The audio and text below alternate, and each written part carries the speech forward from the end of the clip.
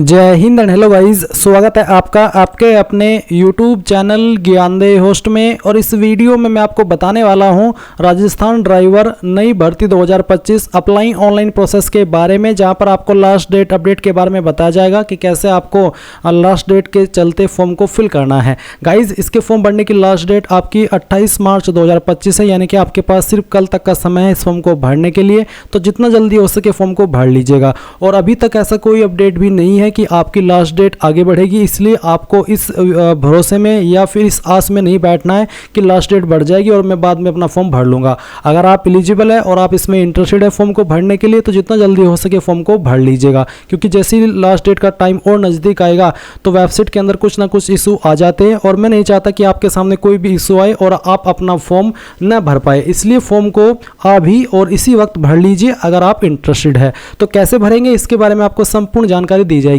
उसके पहले कहना चाहूँगा कि अगर आपने अभी तक वीडियो को लाइक शेयर नहीं किया कर दीजिए, चैनल के ऊपर नहीं है तो चैनल को सब्सक्राइब करके बेल आइकन ऑन कर लेना।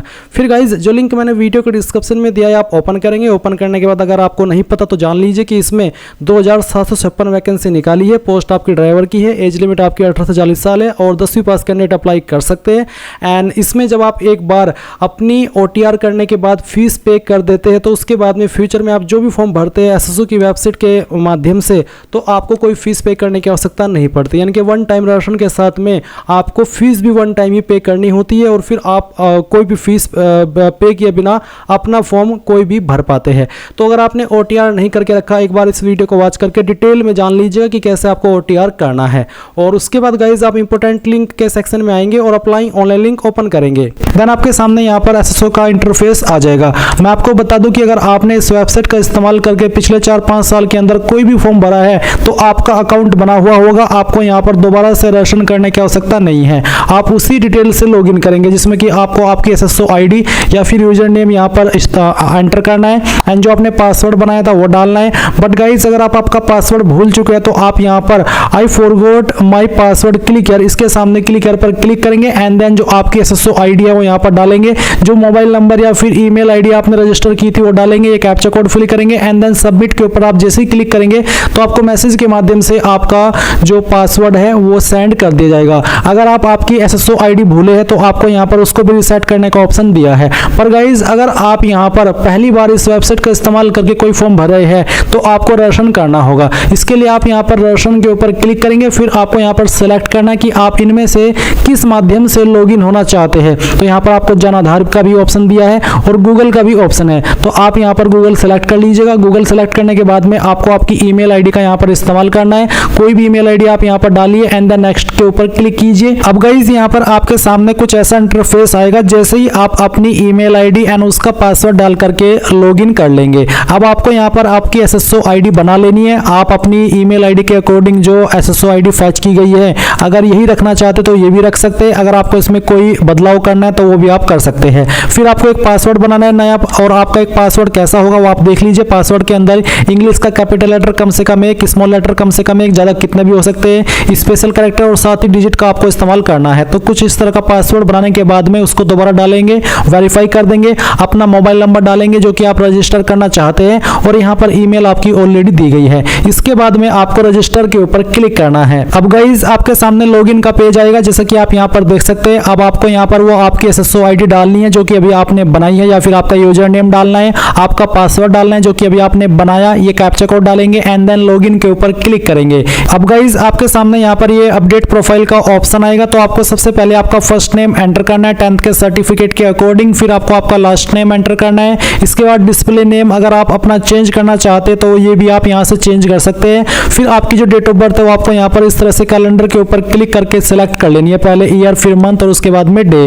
देन गाइज, यहाँ पर जेंडर आपको सेलेक्ट करना है। अगर आप यहाँ पर नंबर ऐड करना चाहते हैं, आपने नहीं किया तो आप यहाँ पर इसके सेक्शन के ऊपर क्लिक करके अपना नंबर डालेंगे, सेंड OTP पर क्लिक करेंगे तो OTP जाएगा, वो OTP यहाँ पर डाल करके वेरीफाई करना है। ईमेल ID भी आप यहाँ पर ऐड कर सकते हैं या फिर चेंज कर सकते हैं। इसके अलावा आपको यहाँ पर पोस्टल एड्रेस में जो आपका प्रेजेंट एड्रेस है वो फिल करना है, और फिर जो आपका पोस्टल कोड है वो भी आपको यहाँ पर डाल देना है। पोस्टल कोड यानी कि जो आपका पिन कोड लगता है वो पिन कोड आप यहाँ पर लिखेंगे। सिटी डिस्ट्रिक्ट कौन सी है वो भी आपको यहाँ पर अपनी एंटर कर देनी है।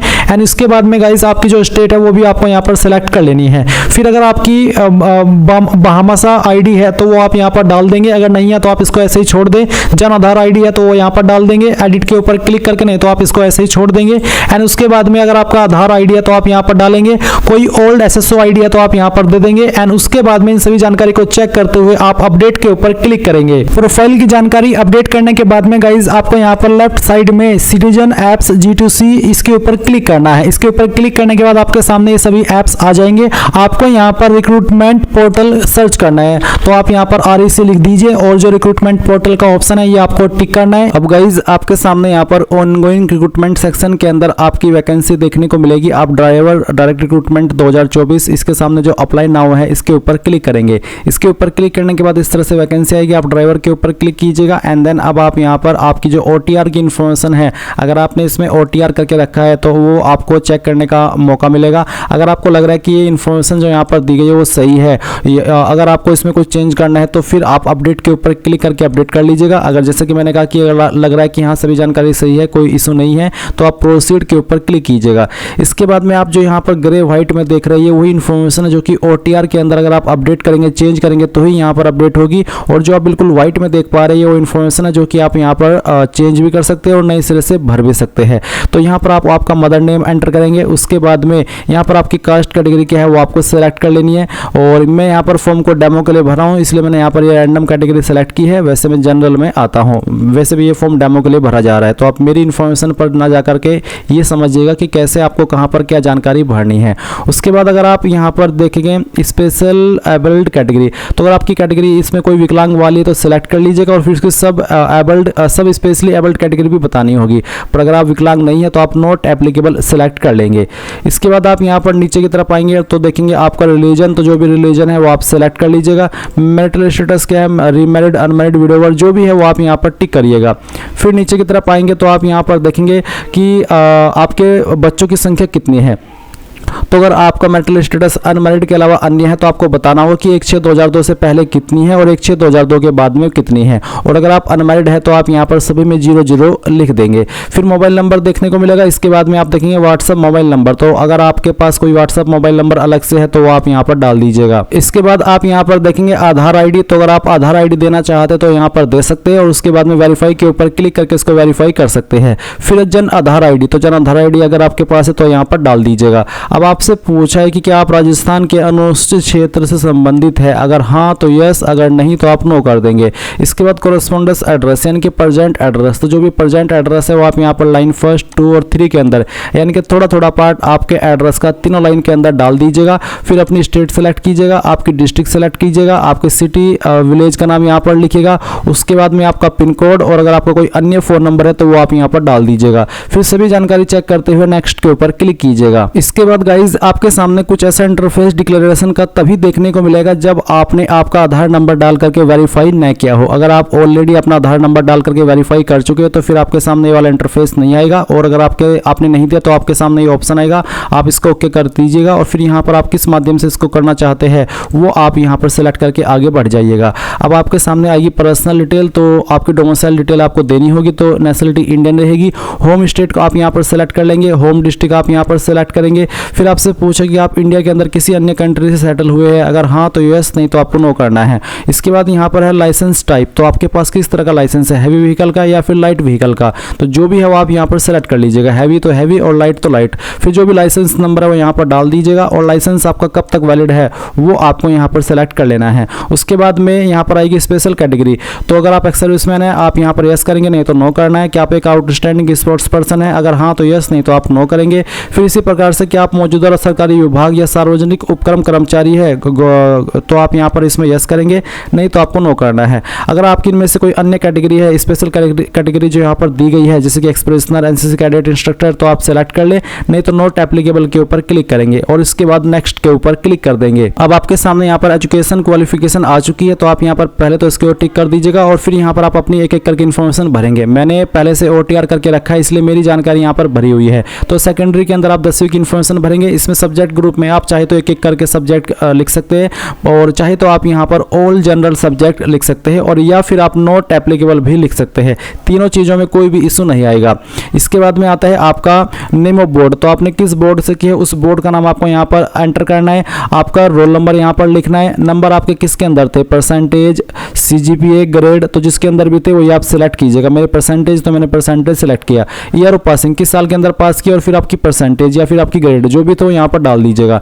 अगर आपने 12वीं भी की है तो आप यहाँ पर 12वीं की इन्फॉर्मेशन भी सेम तरीके से भरेंगे। सब्जेक्ट ग्रुप में बताइए कि PCM से की है, PCB से, आर्ट से, कॉमर्स से, या फिर सिंपली आप साइंस भी लिख सकते हैं। उसके बाद आपका बोर्ड, आपका रोल नंबर, फिर आपके नंबर किसके अंदर है वो, और पासिंग ईयर और आपकी परसेंटेज। अगर आपने ग्रेजुएशन किया तो उसकी जानकारी भी आप सेम वे में भर देंगे। फिर नीचे की तरफ आएंगे और यहाँ पर एक्सपीरियंस की इन्फॉर्मेशन भरेंगे। तो I have an experience for required post, तो यहाँ पर यस है। यस का मतलब ये हो जाता है कि हाँ एक्सपीरियंस इसमें कंपलसरी रूप में मांगा है। अगर कंपलसरी नहीं होता तो यहाँ पर आपको नो का ऑप्शन भी देखने को मिलता।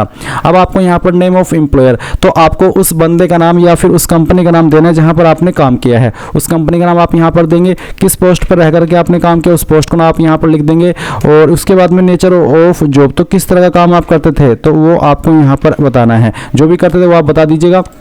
कब आपने ये वर्क ज्वाइन किया था वो आप यहाँ पर सेलेक्ट करिएगा इस तरह से, जैसे कि मैं आपको सेलेक्ट करके दिखा रहा हूँ। और उसके बाद में कब तक आपने काम किया है वो भी आप यहाँ पर इस तरह से सेलेक्ट कर लेंगे। आपका एक्सपीरियंस ऑटोमेटिकली काउंट हो जाएगा कि कितने साल का है, कितने महीने का।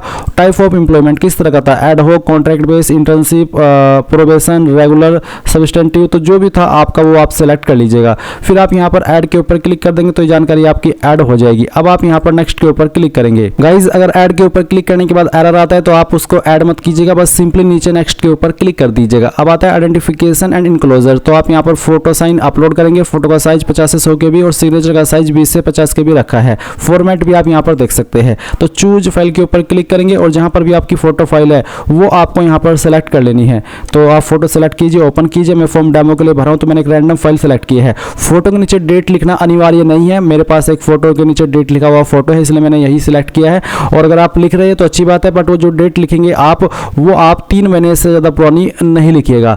और वैसे इसके नीचे डेट लिखना अनिवार्य नहीं है, फिर से आपको बोल दे रहा हूँ। उसके बाद में आप यहाँ पर आपका सिग्नेचर अपलोड करेंगे। जहाँ पर भी आपकी साइन की फाइल है सेलेक्ट कीजिए, ओपन कीजिए, आपका साइन यहाँ पर आ जाएगा। फिर विजिबल बॉडी मार्क, आपकी बॉडी के ऊपर वो निशान जिससे आपकी बॉडी की पहचान होती है। अगर आपकी बॉडी के ऊपर ऐसा निशान है तो आप लिख दीजिए। अगर कोई भी मार्क ऐसा नहीं है तो आप नो मार्क लिखेंगे और फिर आप यहाँ पर नेक्स्ट कर देंगे। इसके बाद आती है बेसिक डिटेल में आपको प्रेफरेंस, तो किसको आप प्रेफरेंस देना चाहते हैं। राजस्थान पब्लिक सर्विस कमीशन को पहली प्रेफरेंस देना चाहते हैं तो उसको पहले पर सेलेक्ट कर ले, और सबऑर्डिनेट्स डिपार्टमेंट्स ऑफ राजस्थान को सेकंड, तो आप इसको इस तरह सेलेक्ट कर लीजिएगा।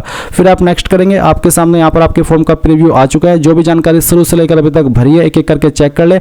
अगर आपको यहाँ पर लाइव फोटो डिक्लेरेशन अपलोड करने का ऑप्शन मिले तो आप वो भी कर दीजिएगा, क्योंकि मैंने पहले से इसके ऊपर फॉर्म भरा है और एक बार मैंने अपलोड कर देता तो मुझे बार बार अपलोड करने की आवश्यकता नहीं पड़ती। और इसके बाद आप यहाँ पर डिक्लेरेशन के ऊपर टिक करेंगे और इसके बाद फिर आप फाइनल सबमिट करके यहाँ पर टिक करेंगे और सेंड OTP करेंगे।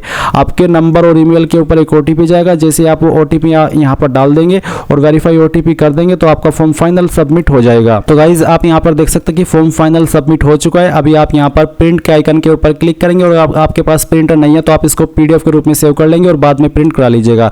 और गाइज मैंने यहाँ पर इसमें 1 टाइम रजिस्ट्रेशन करने के बाद में फीस पे कर रखी है, तो मुझे यहाँ पर कोई फीस पे करने की आवश्यकता नहीं पड़ती। जब आप एक बार 1 टाइम रजिस्ट्रेशन करने के बाद किसी एप्लीकेशन फॉर्म के लिए फीस पे कर देते हैं तो उसके बाद आप जितने भी फॉर्म भरते हैं फिर उसमें आपको कोई फीस पे करने की आवश्यकता नहीं पड़ती। और बस इस तरह से आप लोग ये फॉर्म भर पाएंगे। आई होप ये जानकारी पसंद आई होगी। कोई सवाल डाउट रह गया हो तो कमेंट के माध्यम से पूछ लेना। Thanks for watching. जय हिंद।